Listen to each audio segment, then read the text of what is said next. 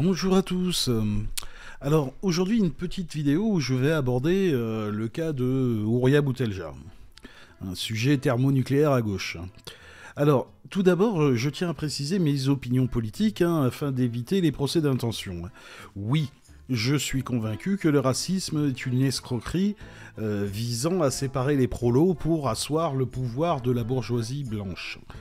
Et les conséquences de ça, on a pu le constater dernièrement avec les sorties catastrophiques de Loïc Chéniaud et de Tatiana Ventose avec leur lumpen prolétariat.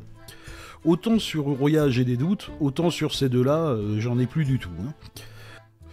Ensuite, afin d'éviter tout malentendu, je tiens à préciser que si je critique le personnage de Houria Boutelja, ce n'est pas parce que je remets en cause ce que dénoncent les anticoloniaux. Les colonisés souffrent réellement du racisme, contrôle aux faciès, discrimination à l'embauche, au logement et à l'éducation.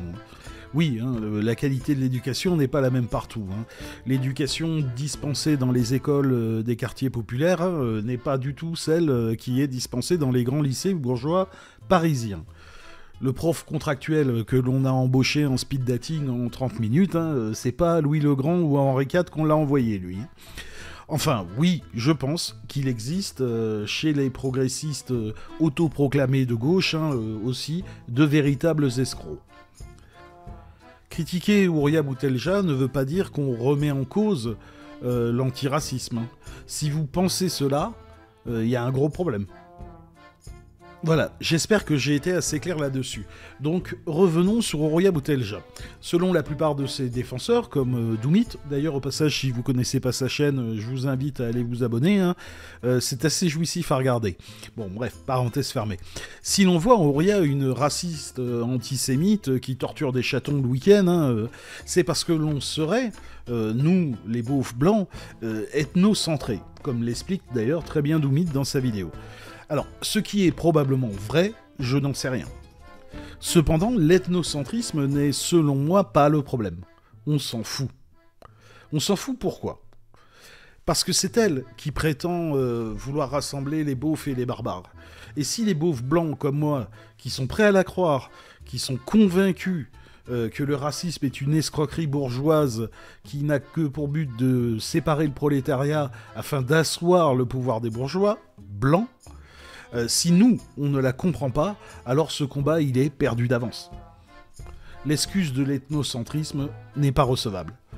Comment pouvoir prétendre rassembler les beaufs blancs et les barbares si elle n'écrit que pour des gens qui ont eu la chance d'avoir accès à des études, qui ont un capital, non pas financier, mais culturel, comme Doumit, comme Dany Caligula, comme Bégodeau. Prétendre s'adresser aux beaufs tout en écrivant uniquement que pour les élites, ça n'a pas de sens. Après avoir lu un peu de Boutelja, je reconnais que c'était assez jouissif à lire. Mais en tant que beauf blanc ethnocentré, moi je vois en Houria non pas une porte-parole des indigènes, des beaufs et des barbares, mais plutôt une porte-parole de sa propre souffrance. Je vois aussi, en tant que beauf blanc ethnocentré, dans le schéma de pensée de Houria, un raisonnement qui ressemble beaucoup à celui des réactionnaires. Différencier nous les autres, fantasmer un passé précolonial glorieux, une identité, jouer avec les frustrations des gens, etc. etc. Alors attention, je ne dis pas que c'est une grosse fasciste, pas du tout. Je suis pas comme les fachos qui la comparent à Tonton Adolphe. Selon moi, il y a deux aspects qu'il faut analyser pour établir une comparaison, et pas uniquement un seul. L'aspect qualitatif, il faut le reconnaître, dans le discours d'Houria, des propos qui sont factuellement réactionnaires. Et le deuxième point, c'est l'aspect quantitatif. Ces propos réactionnaires sont-ils majoritaires dans son discours ? Pour le deuxième point, je ne le pense pas. Et je ne pense pas qu'elle soit comparable avec les gros fachos racistes que l'on entend vociférer un peu partout ces derniers temps. Eux, ils croient vraiment à leur société pure qui marcherait à coups de bâton. Eux, ce n'est pas de la provoque quand ils parlent de hordes de sauvages ou de nuisibles, quand ils déshumanisent l'autre. De la même façon, hein, si on réfléchit comme ça en termes qualitatifs et quantitatifs, hein, on ne peut pas comparer l'exploitation de l'homme par l'homme dans des sociétés précoloniales avec celle des occidentaux blancs, hein, parce que c'est sans commune mesure, hein, aussi bien dans le temps que dans l'espace. Hein. L'homme blanc, il a colonisé quasiment toute la planète.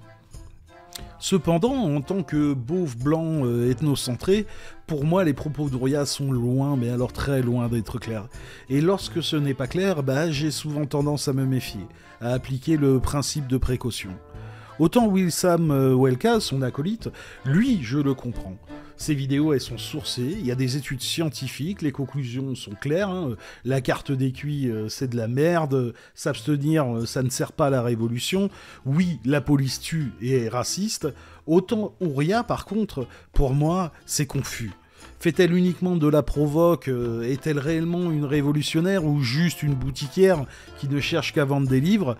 Je ne sais pas, je ne sais plus. Et plus je la lis, moins c'est clair à mes yeux. Et je ne pense pas être le seul beauf blanc ethnocentré dans ce cas. Malheureusement, les beaufs blancs ethnocentrés n'ont pas forcément les outils et le temps pour lire ses œuvres. Et si son objectif c'est réellement de réunir les beaufs et les barbares, hein, il va falloir qu'elle se débrouille pour que le beauf blanc la comprenne, et pas uniquement le blanc cultivé. Voilà, c'est mon ressenti aujourd'hui, ce ne sera pas forcément le même demain. Hein. Voilà, allez, bisous et à plus.